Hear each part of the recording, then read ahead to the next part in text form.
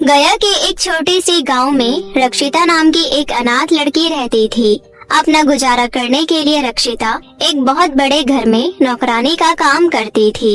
नौकरानी का काम के साथ साथ रक्षिता ने अपनी 12वीं तक की पढ़ाई भी पूरी कर ली थी, लेकिन कॉलेज में एडमिशन के लिए उसके पास पैसे नहीं थे, इसलिए वो कॉलेज में एडमिशन नहीं ले पाती है। जब भी रक्षिता दूसरे बच्चों को कॉलेज जाते हुए देखती थी तो उसे अपनी किस्मत पर बहुत रोना आता था। एक दिन रक्षिता सो रही थी, तभी सपने में उसकी मरी हुई नानी की आत्मा आती है और उससे कहती है, मेरी प्यारी बच्ची, मुझे पता है तू अकेले बहुत दुख झेल रही है, लेकिन अब तेरे सारे दुख खत्म होने वाले हैं। आज मैं तुझे एक राज की बात बताने वाली हूँ जो मैंने कभी किसी को नहीं बताया था। तू झोपड़ी के पीछे वाली जमीन की खुदाई कर, वहाँ तुझे बहुत सारा खजाना मिलेगा। तभी अचानक रक्षिता की नींद खुल जाती है। अरे ये क्या, सपने में नानी मेरे से किसी खजाने की बात कर रही थी। अब मैं क्या करूँ? उस दिन रात को रक्षिता को नींद नहीं आती है और अगली सुबह वो ये बात अपने दोस्त को बताती है। संजना, कल रात को मेरे सपने में मेरी नानी आई थी और उन्होंने मुझे बताया कि मेरी झोपड़ी के पीछे खुदाई करने पर मुझे ढेर सारा खजाना मिलेगा। अच्छा, एक बार अपनी झोपड़ी के पीछे खुदाई करके देख, क्या पता तेरी नानी की बात सच हो जाए। संजना की बात मानकर रक्षिता अपने घर जाती है और झोपड़ी के पीछे खुदाई करने लगती है। बहुत देर तक खुदाई करने के बाद रक्षिता को एक बॉक्स मिलता है। रक्षिता जैसे ही उस बॉक्स को खोलती है, उसे उसके अंदर बहुत सारा सोने का सिक्का और सोने का हार मिलता है। ये सब देखकर रक्षिता हैरान रह जाती है। अरे वाह, इसका मतलब सपने में नानी ने मुझसे बिल्कुल सही कहा था। अब मुझे कभी भी गरीबी नहीं देखनी पड़ेगी और मैं बहुत अच्छे कॉलेज में एडमिशन भी ले सकूंगी। धीरे धीरे ये बात गांव के सभी लोगों को पता चल जाती है और गांव के कुछ गरीब लोग रक्षिता के घर पर आ जाते हैं। बेटी, मैंने सुना है तुम्हें बहुत सारा खजाना मिला है, इसलिए मैं तुम्हारे पास मदद मांगने आई हूँ। लेकिन आपको मेरे से क्यों मदद चाहिए? मेरी बेटी की तबीयत बहुत खराब रहती है, इसलिए मैं उसका इलाज एक अच्छे अस्पताल में करवाना चाहती हूँ। इस दुनिया में मेरे बेटे के अलावा मेरा कोई नहीं है। मैं उसको इतनी जल्दी खोना नहीं चाहती हूँ। कृपया करके मेरी मदद करो। ठीक है आंटी, मैं अभी आपको कुछ सोने के सिक्के देती हूँ। उन्हें बेचकर आपको बहुत सारे पैसे मिल जाएंगे। उसके बाद आप अपने बेटे का इलाज बहुत अच्छे से अस्पताल में करवा लेना। इतना बोलकर रक्षिता उस गरीब औरत को कुछ सोने के सिक्के देती है। तभी भीड़ से निकलकर एक बूढ़ी महिला रक्षिता के पास आती है और उससे कहती है, बेटी, मेरी दुष्ट बहू ने मुझे घर से बाहर निकाल दिया है। अगर तुम मेरी मदद करो तो मैं एक छोटा सा घर बनाकर चैन से रह सकती हूँ। हाँ अम्मा, मैं आपकी मदद जरूर करूँगी। ये लीजिए, आप भी सोने के सिक्के ले लीजिए। इस तरह एक एक करके रक्षिता वहाँ मौजूद सभी लोगों की मदद करती है। तभी गांव की मुखिया की बेटी कृतिका अपने कुछ बॉडीगार्ड के साथ वहाँ आ जाती है और रक्षिता से कहती है, सुन लड़की, मुझे अभी अभी पता चला है कि तुझे जमीन के अंदर से खजाना मिला है। हाँ, मुझे अपने घर के पीछे खुदाई करने पर बहुत सारा खजाना मिला है। अभी के अभी ये सारा खजाना मुझे दे दे। कृतिका, तुम ये कैसी बातें कर रही हो? खजाना तो मेरा है, फिर तुम उसे क्यों ले जाना चाहती हो? मैं तेरी बकवास सुनने नहीं आई हूँ। मुझे बस खजाना चाहिए। जल्दी से खजाना दे, वरना मैं तुझे जेल में बंद करवा दूंगी। नहीं, आप ऐसा मत कीजिए। ये मेरा खजाना है, मैं आपको नहीं दूंगी। अंदर जाओ और खजाने का बॉक्स लेकर आओ। कृतिका के कहने पर उसके बॉडीगार्ड अंदर जाते हैं और खजाने का बॉक्स लेकर आ जाते हैं। बॉडीगार्ड खजाने का बॉक्स कृतिका के पास रख देते हैं। उसके बाद कृतिका अपने बॉडीगार्ड से कहती है, अभी इस लड़की ने जिस जिसको सोने के सिक्के दिए हैं उन सब से सोने के सिक्के छीन लो। नहीं नहीं बेटी, बड़ी मुश्किल से हम सभी को एक उम्मीद की किरण नजर आई थी। कृपया करके तुम हमसे सोने के सिक्के मत लीजिए। हाँ बेटी, हम पर तरस खाकर तुम हमसे सोने के सिक्के मत लीजिए। तुम सब बेकार की बातें मत करो। मैंने कह दिया ना कि मुझे सोने के सिक्के चाहिए, तो सीधी तरह से सोने के सिक्के यहाँ रख जाओ, वरना मेरे बॉडीगार्ड तुम सबसे जबरदस्ती छीन लेंगे। कृतिका के डर से सभी गरीब लोग सोने के सिक्के कृतिका को दे देते हैं। इस तरह एक एक करके कृतिका सबसे सोने के सिक्के ले लेती है। कृतिका पर रक्षिता और गांव वालों को बहुत गुस्सा आता है, लेकिन वो सभी चाहकर भी कुछ नहीं कर पा रहे थे। तभी रक्षिता की दोस्त संजना आती है और वो उसके कान में कहती है, तो चिंता मत कर रक्षिता, इस कृतिका को सबक सिखाने का मेरे पास बहुत बढ़िया तरीका है। कृतिका संजना की बात सुन लेती है और गुस्से से कहती है, क्या कहा तूने? तुम मुझे सबक सिखाएगी? तेरी इतनी हिम्मत?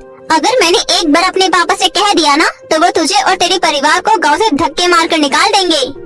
अच्छा, तो ये बात है। रुक जा, मुखिया की घमंडी बेटी, अब तेरी खैर नहीं। दरअसल संजना एक बहुत बड़ी जादूगरनी को जानती थी। वो जादूगरनी बादलों के बीच एक कप के घर में रहती थी।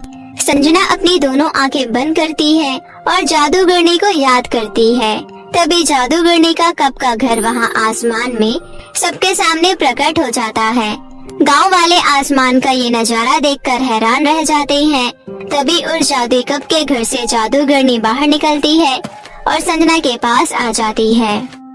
संजना, तुमने मुझे याद किया, बताओ तुम्हें क्या काम है?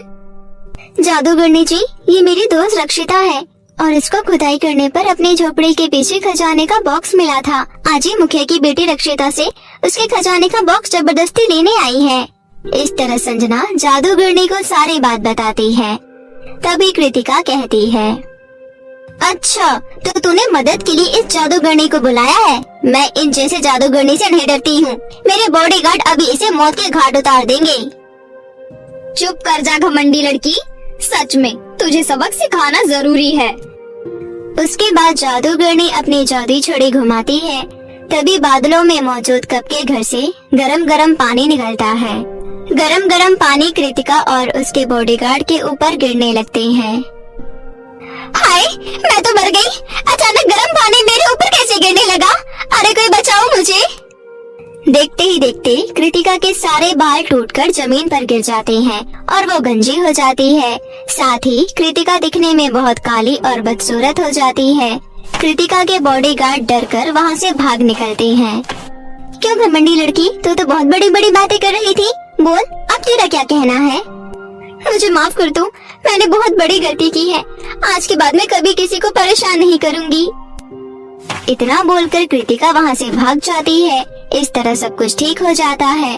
कृतिका खजाने की मदद से धीरे धीरे बहुत अमीर हो जाती है और गरीब लोगों की भी मदद करती है।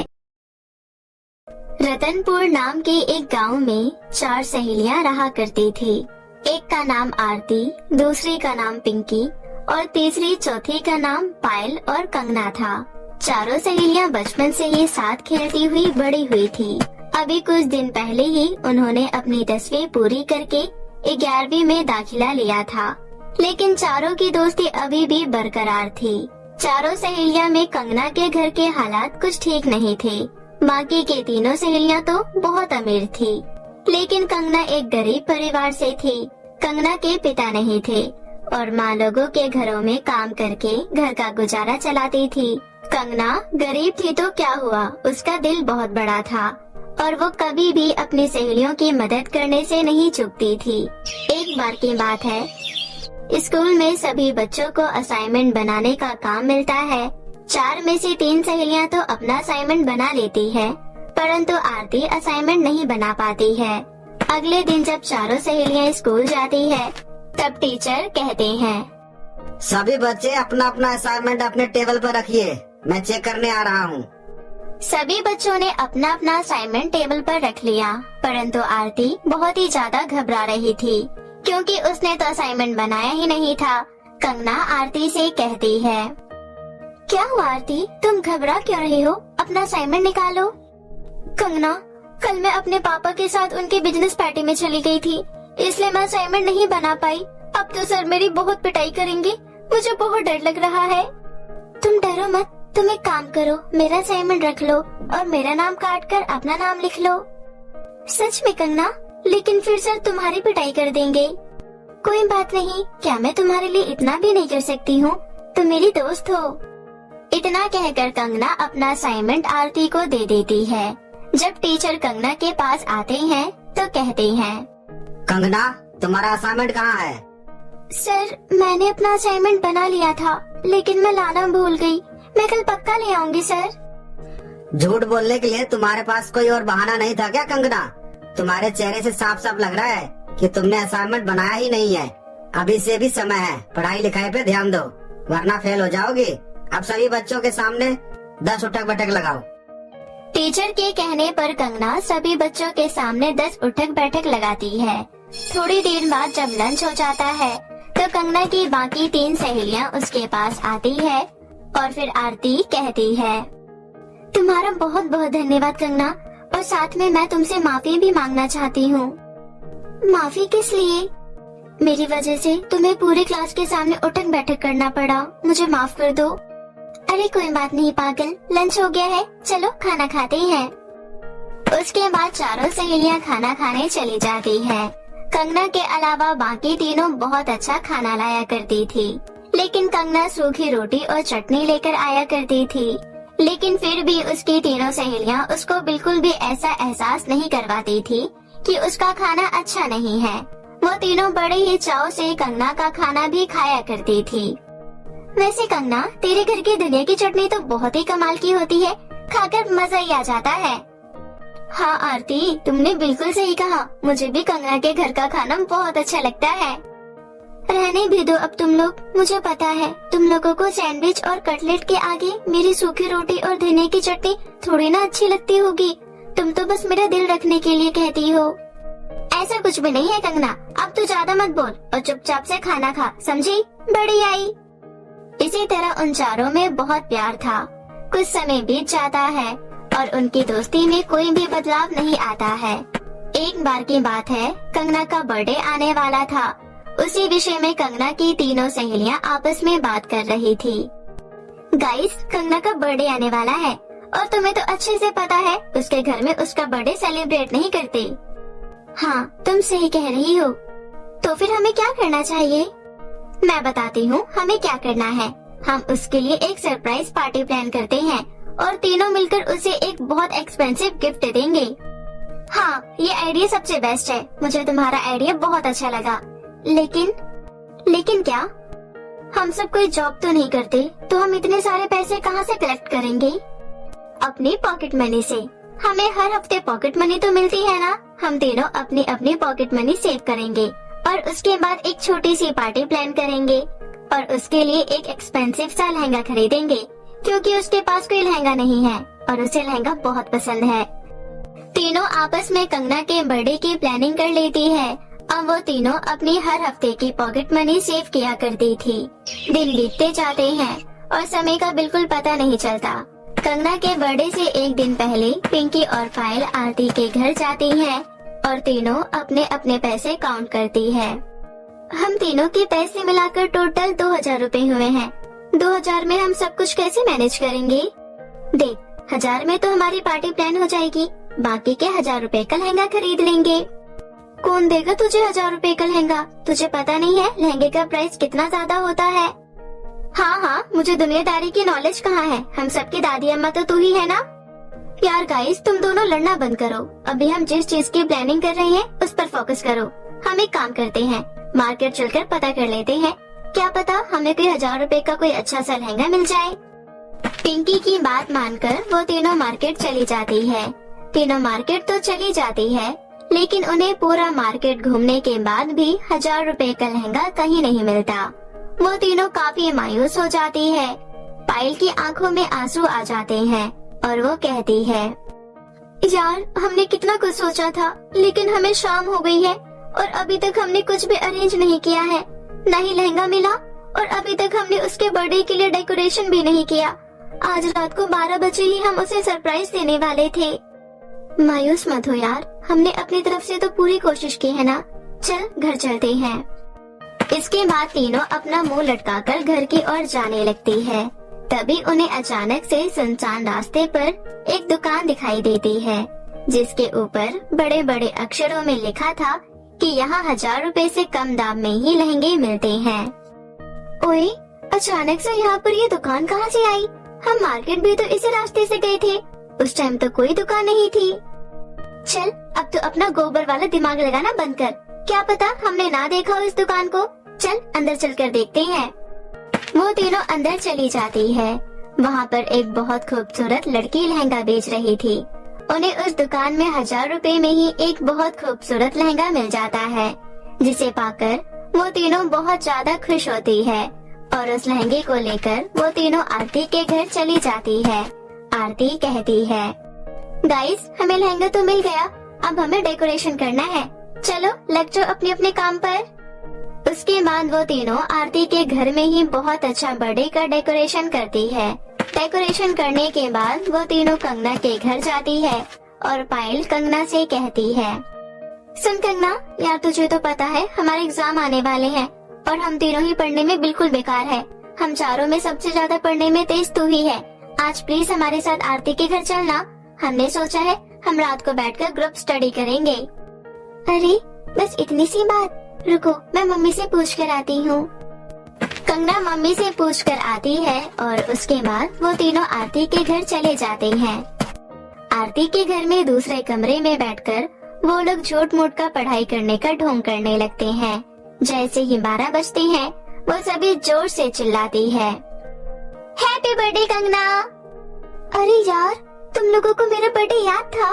मुझे तो खुद ही मेरा बर्थडे याद नहीं था। Thank you so much. अच्छा, अब किताबों को छोड़ और हमारे साथ चल। वो तीनों मिलकर कंगना को डेकोरेशन किए हुए रूम में लेकर जाती है। इतनी अच्छी सजावट और सुंदर सा केक देखकर कंगना बहुत खुश होती है। तभी वे लोग उसे लहंगा देती है। कंगना को लहंगा भी बहुत पसंद आता है और वो तुरंत अपने पुराने कपड़े चेंज करके वो लहंगा पहन लेती है। लहंगा कंगना के ऊपर बहुत जच रहा था। उसके बाद वो अपनी सभी सहेलियों के साथ केक कट करती है और पूरी रात वो लोग बहुत डांस करते हैं और पार्टी करते हैं। सुबह कंगना अपनी सहेलियों से कहती है, तुम लोगों का बहुत बहुत धन्यवाद। मैं अपना ये बर्थडे जीवन में कभी नहीं भूल पाऊंगी। थैंक यू सो मच मेरे बर्थडे को यादगार बनाने के लिए। चल चल, अब ओवर एक्टिंग मत कर। कंगना की ये बात सुनकर सभी हंसने लगते हैं। उसके बाद कंगना अपने घर जाती है और अपनी माँ को सारी बात बताती है। कंगना की माँ भी बहुत खुश होती है। कंगना ने लहंगा पहना हुआ था।